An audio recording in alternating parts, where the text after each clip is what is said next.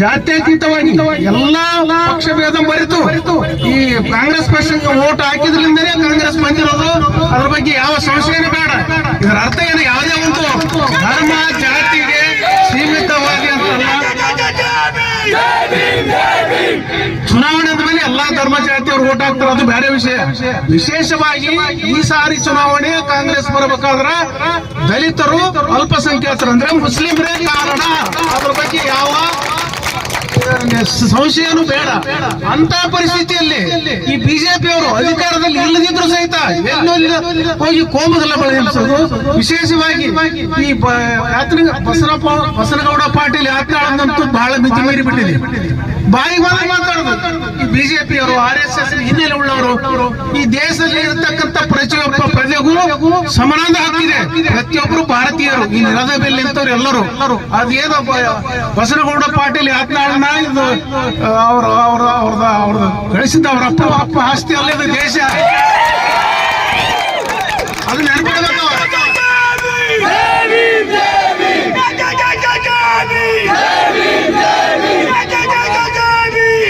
ನಿಮ್ಮಂತ ಮನಸ್ಕೃತಿ ಇದ್ದಂತವ್ರು ಮಾತಾಡೋದ್ರಿಂದಲೇ ಇಂದು ಸಮಾಜದಲ್ಲಿ ಏನಂತ ಯುವಕರು ಆದಿ ತಪ್ಪಂತದ್ದು. ಉದಾಹರಣೆಗೆ ಸಿಂದಗಿಯಲ್ಲಿ ನಡೆದಂತ ಒಂದು ತಹಸೀಲ್ದಾರ್ ಕಾರ್ಯಾಲಯ ಮೇಲೆ ಪಾಕಿಸ್ತಾನ ಧ್ವಜ ಯಾರು ಪರಶುರಾಮ್ ವಾಗ್ಬೇರೆ ಇವತ್ತು ಯಾರು ಮುಸಲ್ಮಾನ್ ಹೇಳಿಸಿದ್ರ? ನೀವುಗಳು ಮಾಡೋದು ಹಿಂದೂಗಳ ಮೇಲೆ ಮುಸಲ್ಮಾನ್ ಮೇಲೆ ಹಾಕೋದು.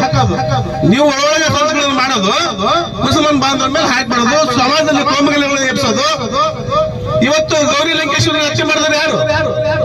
ಇವತ್ತು ಕಲಬುರಗಿ ಅವ್ರನ್ನ ಹತ್ಯೆ ಮಾಡಿದ್ರೆ ಯಾರು?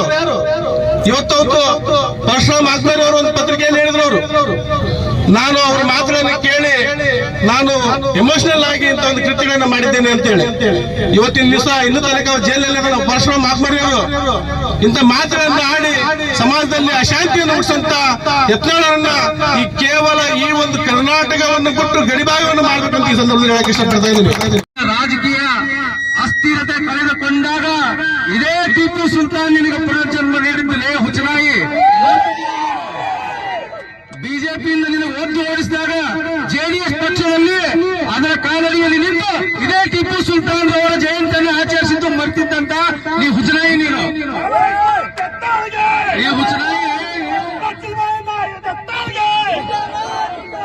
ಈ ಹುಚ್ಚನಾಯಿ ಒಂದ್ ಸಭೆ ಒಳಗೆ ಹೇಳ್ತಾನ, सबका साथ सबका विकास नहीं है, जो हमारा साथ देगा हम उसका विकास करते हैं। अरे हरामी, तेरे को कौन पूछा रे हमारा विकास कर बोल के? हरामी, तू जिसका विकास करना चाहता उसका तू विकास कर रहे हरामी। मुंह खोले तो तेरे जुबान से सिर्फ गंदी निकलती है ना रे। तेरे बाप और तेरी माँ जो पाक नाम है ना, जगत ज्योति हजरत जो बसवಣ್ಣ, वो जो पाक नाम है ಅದು ಪವಿತ್ರವಾದ ಏನೈತೆ ಜಗತ್ತಿಗೆ ಬೆಳಕನ್ನು ನೀಡಿದಂತ ಜಗತ್ ಜ್ಯೋತಿ ಬಸವೇಶ್ವರರವರ ಹೆಸರನ್ನ ಇಟ್ಟಿದಾರಲ್ಲ, ನಿನ್ನ ತಂದೆ ತಾಯಿ ಕೂಡ ಅವರು ಕೂಡ ಪಶ್ಚಾತ್ತಾಪ ಪಡ್ತಾ ಇದ್ದಾರೆ. ಯಾಕಾದ್ರೆ ಇವರಿಗೆ ಅಂತ ಒಳ್ಳೆ ಮಹಾನ್ ಅವರ ಹೆಸರನ್ನು ಇಟ್ಟು ಇವ ಏನಿದೆ ಧರ್ಮಗಳ ಮಧ್ಯೆ ಜಗಳವನ್ನು ಹಚ್ಚುವಂತ ಕೆಲಸ ಮಾಡಕತ್ತಾನ.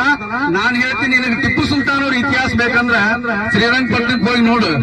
ಹುಚ್ಚನಾಗಿ ಎಲ್ಲರೂ ಬರ್ತಾರಲ್ಲಿ, ಎಲ್ಲಾ ಧರ್ಮದವರು ಹಜರತ್ ಟಿಪ್ಪು ಸುಲ್ತಾನ್ ಅವರ ಸಮಾಧಿ ಹತ್ರ ಬಂದು ಆ ಸಮಾಧಿಯ ಏನೋ ಸಂದರ್ಶನ ಮಾಡ್ತಾರೆ. ನಿನಗೆ ಎಲ್ಲೇ ಇತ್ತು ಬುದ್ಧಿ? ರಾತ್ರಿ ಆದ್ರೆ ಹೆಣ್ಣೆ ಹೊಡೆದು ಮಾತಾಡ್ತೀವಿ ಮರಾಯ, ನಮಗ್ ಗೊತ್ತಿಲ್ಲ ಹೆಣ್ಣೆ ಹೊಡೆದು ಮಾತಾಡ